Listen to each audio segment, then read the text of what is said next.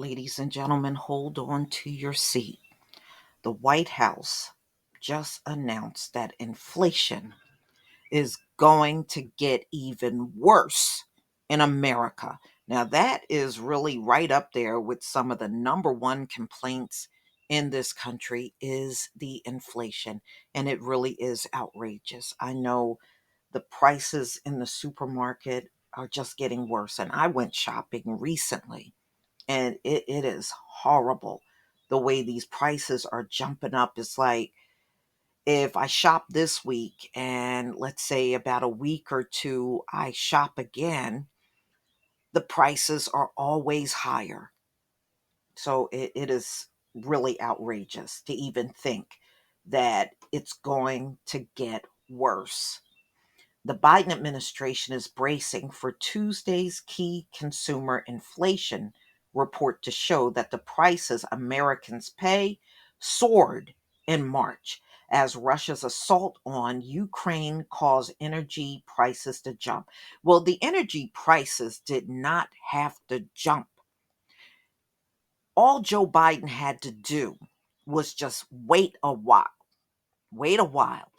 and find another source to make up for cutting Russia. Once you found that source and you got that all in place, you could have cut the Russian oil and it would not have had a bad impact. But he was just so much in a hurry to just cut the Russian oil, and the only ones paying the consequences are the American people. And that's absolutely ridiculous. It did not have to turn out like this if somebody with some damn common sense was in charge. White House Press Secretary Jen Psaki, she said Monday that the Labor Department previous report, which showed prices rising at a dramatic rate in February, failed to include the majority of the jump in oil and gas costs caused by the Kremlin's unprovoked invasion. See, I don't blame the Kremlin, I blame Joe Biden. Again, if he would have just put some thought into what he was doing before he did it, maybe things could have been better. What he did was what a knee jerk reaction. Instead of just waiting, okay, let me see who I can get to pump more oil to compensate for what we're losing.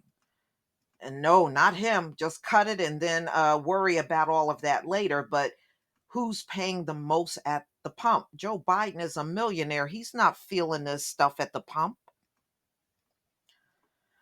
Okay, so the Labor Department's previous report showed that prices were rising dramatically in February, failed to include the majority of the jump in gas and oil costs caused by the Kremlin, which I still say it's Biden. We expect March CPI headline inflation to be elevated due to Putin's price hike. We expect a large difference between core and headline inflation. This is what Psaki was saying, reflecting the global disruption in energy and food markets. The Bureau of Labor Statistics on Tuesday will issue its March update to the Consumer Price Index, or CPI.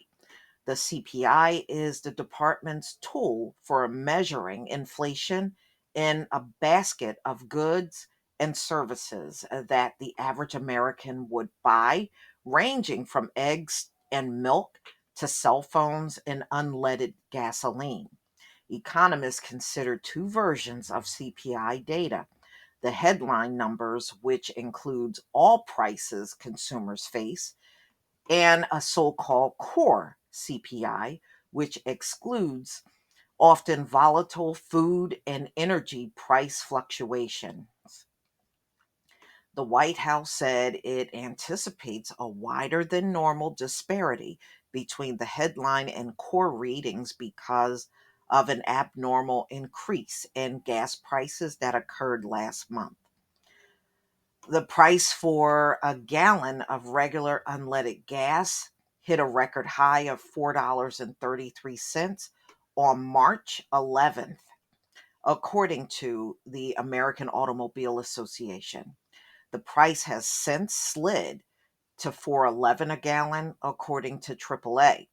At times, gas prices were more than $1 above pre-invasion levels. So roughly 25% increase in gas prices will drive tomorrow's inflation reading.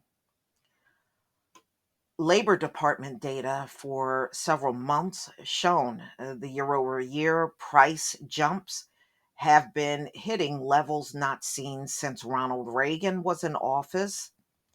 The February reading showed a benchmark consumer inflation index rose 7.9% over the last 12 months and the highest level since January 1982.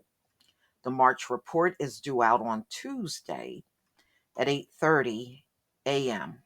Eastern Time. The press secretary noted that President Joe Biden has taken several steps to help lower energy costs, including a move to release about 1 million barrels of oil a day from the National Strategic Petroleum Reserve. On the final day of March, Biden blamed Russian President Vladimir Putin. Come on, man, for most of the recent spike in energy costs. I don't blame him at all. You're the leader of America, not Putin. Many people are no longer buying Russian oil around the world. I banned Russian import oil here in America. Republicans and Democrats in Congress called for it and supported. It was the right thing to do, Biden said on March 31st. Yeah, but now Russia is demanding that their gas and oil be paid for in Russian rubles, and the American dollar and euro will not be used. So just that move alone will derail the US dollar. So we'll see how that turns out, because he's telling Western Europe that heavily depends on his oil, if they don't pay, he will cut them off. And they can't afford to be cut off. But as I said at the time, it's going to come with a cost, the president added. As Russian oil comes off the global market, a supply of oil drops and prices are rising. But don't believe the hype. It got cut here. It did not get cut all across Europe and parts of South America, and many other parts on this planet are still getting Russian oil. So don't believe the hype of the American media. They're lying as usual. Okay. Stalled legislation, key components of the president's Build Back Better agenda. Well, look like his Build Back Better agenda is going all to Ukraine. That's where it's going. Backed by the White House and congressional Democrats, could help cut child care and health care costs. Well, we shall see. Right now things are looking really grim. And usually, this time of the year, even without all of the other things happening, prices always tend to go up. It's a big travel season. Summer is coming. Kids will be out of school. People will be vacationing. And, so naturally, prices always go up a little more this time of the year, all the way through the fall. But like I said, it really didn't have to turn out this way if you had somebody with some common sense that would have thought this thing out before just cutting that oil, and just taking the time to find out what other source can that oil come from if you cut the Russian oil. But oh boy, I tell you, it's tough dealing with these high IQ people, y'all. Please leave your comment and subscribe. Don't forget to hit on the notification bell, and I'll see you on the next video. Peace.